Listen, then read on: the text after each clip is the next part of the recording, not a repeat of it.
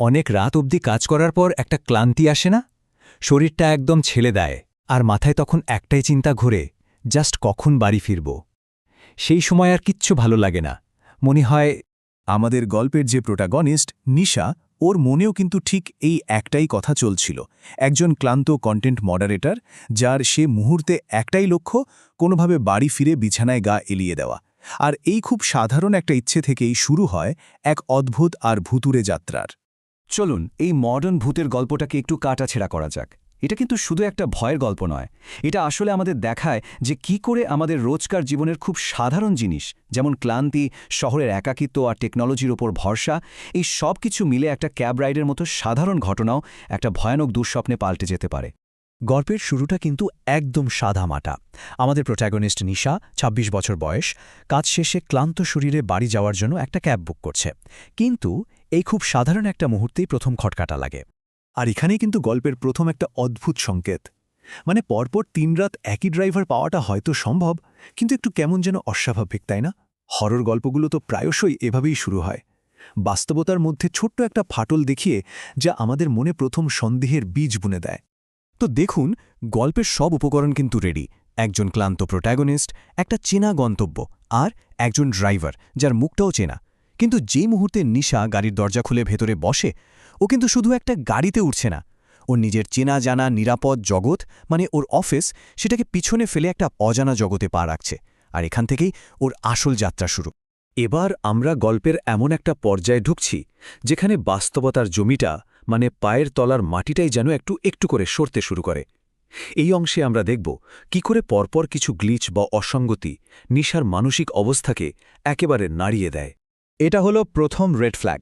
Driver Mahesh চেনা রাস্তা ছেড়ে হঠাৎ একটা অন্ধকার, নির্জন ইন্ডাস্ট্রিয়াল এলাকার দিকে গাড়ি ঘুরিয়ে দেয়। যে রাস্তা নিশার একদম অচেনা, যে রাস্তায় নিজেকে সুরক্ষিত মনে হচ্ছে না। হরর জনরার এটা একটা ক্লাসিক ট্রিক, জানেন তো, প্রোটাগনিস্টের থেকে পরিস্থিতিটার নিয়ন্ত্রণ কেড়ে নেওয়া। এবার মহেশের উত্তরটা খেয়াল করুন। কথাটা শুনতে খুব যুক্তিসঙ্গত, তাই না? কিন্তু একই সাথে কি ভীষণ ভয়ের। ও খুব শান্তভাবে নিশার দুশ্চিন্তাকে উড়িয়ে দিয়ে নিজের কন্ট্রোলটা প্রতিষ্ঠা করছে। এতে গাড়ির ভেতরে নিশার অসহায়ত্বটা আরও বেড়ে যায়। এরপর যা হয় তা আরও অদ্ভুত। গাড়ির রেডিওতে হঠাৎ করে ২০১২ সালের ২রা জুলাইয়ের একটা পুরনো খবর চলতে শুরু করে। মানে এটা একটা টাইম গ্লিচ, যা কোনোভাবেই লজিক দিয়ে ব্যাখ্যা করা যায় না। সময়টাই যেন এখানে বেঁকে গেছে। মহেশ রেডিওটা বন্ধ করে দেয়। এই কথাটা বলে ও আসলে শুধু রেডিও বন্ধ করছে না, ও বাইরের দুনিয়ার সাথে নিশার কানেকশনটাই কেটে দিচ্ছে। গাড়িটা আস্তে আস্তে একটা আলাদা বিচ্ছিন্ন জগতে পরিণত হচ্ছে, যার পুরো নিয়ন্ত্রণ এখন একা মহেশের হাতে।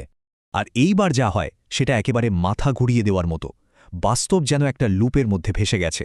নিশা আবার সেই একই সাই দরবার রেস্তোরাঁর বিলবোর্ডটা দেখতে পায়, কিন্তু এবার সেটা কেমন যেন পোড়া, পুরনো। এটা পরিষ্কার বুঝিয়ে দেয় যে নিশা শুধু ভুল পথে যাচ্ছে না, ওর চারপাশের বাস্তবতাটাই ক্ষয় হতে শুরু করেছে। গল্পটা এবার একটা মারাত্মক টার্নিং পয়েন্টে পৌঁছায়। ঠিক যখন নিশার মনে হচ্ছে যে সবকিছু ওর নিয়ন্ত্রণের বাইরে চলে যাচ্ছে, তখনই একটা ফোন কল আসে বাইরের দুনিয়া থেকে। আর এই একটা কল সব কিছু ওলটপালট করে দেয়। ব্যাপারটা ভাবুন, একদিকে নিশার এক্সপিরিয়েন্স, ও ১০ মিনিট ধরে একটা ক্যাবের ভেতরে আটকা পড়ে আছে, আর অন্যদিকে ওর বন্ধু সানার কথা। নিশা নাকি অফিস থেকে বেরোই হয়নি, ওর ক্যাব তো ক্যান্সেল হয়ে গেছে। দুটোই তো একসাথে সত্যি হতে পারে না। তার মানে ওদের মধ্যে একজন এক ভয়ঙ্কর মিথ্যার মধ্যে রয়েছে। আর ঠিক সেই মুহূর্তে, যখন বাইরের জগতের সাথে যোগাযোগটা সবচেয়ে বেশি দরকার, নিশার শেষ লাইফলাইনটাও কেটে যায়।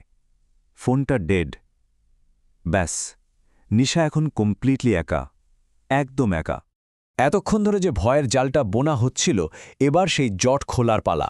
এতদিন ধরে যে সন্দেহ, যে অদ্ভুত ঘটনাগুলো ঘটছিল, তার পেছনের আসল কারণটা এবার সামনে আসবে। এবার দেখুন কিভাবে সব খাপছাড়া টুকরোগুলো এক জায়গায় এসে জুড়ে যাচ্ছে। রেডিওতে শোনা সেই তারিখটা ২রা জুলাই, অ্যাপের পুরনো রেকর্ড, আর ড্রাইভারের ওই অদ্ভুত কথাগুলো, সব মিলিয়ে ছবিটা এখন একদম পরিষ্কার। মহেশ পতিল ১ বছর আগে ঠিক এই রাতেই মারা গিয়েছিল।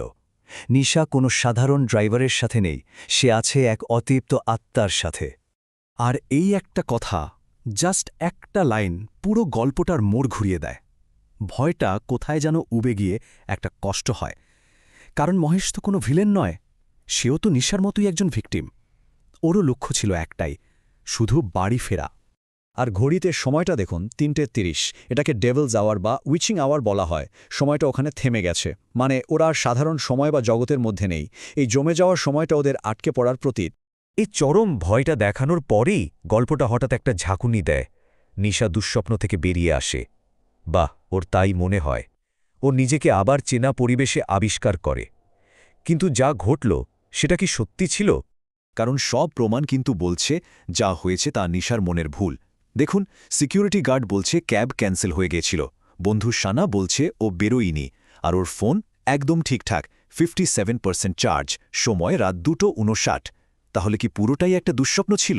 ক্লান্তির জন্য? মনে তো হচ্ছে তাই, তাই না? কিন্তু না, এখানেই গল্পটা তার শেষ এবং সবচেয়ে ভয়ঙ্কর চালটা চালে। দুঃস্বপ্ন থেকে জেগে উঠলেও নিশা নিজের সাথে এমন কিছু একটা নিয়ে ফিরেছে যা প্রমাণ করে যে ওর অভিজ্ঞতাটা সত্যি ছিল, যেন অন্য জগৎ থেকে নিয়ে আসা একটা পোড়া দাগ। একবার ভাবুন সেই মুহূর্তটা। সবকিছু যখন আবার স্বাভাবিক মনে হচ্ছে, তখন ও নিজের ফোনের গ্যালারি খোলে আর দেখে একটা নতুন ছবি, যেটা ও তোলেনি। আর ছবিটা টাইম স্ট্যাম্প ঠিক রাত 3:33। সেই জমে যাওয়া অসম্ভব সময়টা। এটাই প্রথম নক্কর প্রমাণ যে যা ঘটেছে তা স্বপ্ন ছিল না। ছবিটা পেছনের সিট থেকে তোলা, যেন নিশা নিজেই তুলেছে। সামনের ড্রাইভারের সিটটা খালি, কিন্তু গাড়ির রিয়ার ভিউ মিরারে মহেশ সোজা ক্যামেরার দিকে তাকিয়ে আছে। ওর মুখে সেই ক্লান্ত হাসিটা। এই ছবিটাই প্রমাণ করে যে সে শুধু মহেশের সাথেই ছিল না, বরং সেই অলৌকিক জগতের একটা অংশ নিজের সাথে করে ফিরিয়ে এনেছে। গল্পটা আমাদের এই প্রশ্নটা দিয়েই ছেড়ে যায়। এটা নিশার ব্যক্তিগত অভিজ্ঞতাকে আমাদের সবার জন্য একটা সতর্ক বার্তায় পরিণত করে। পরেরবার যখন অনেক রাতে এটা বাড়ি ফেরার জন্য ক্যাব বুক করা হবে, তখন একবার কি মনে হবে না যে এই রাইডটা সত্যিই শুধু বাড়ি পর্যন্তই তো?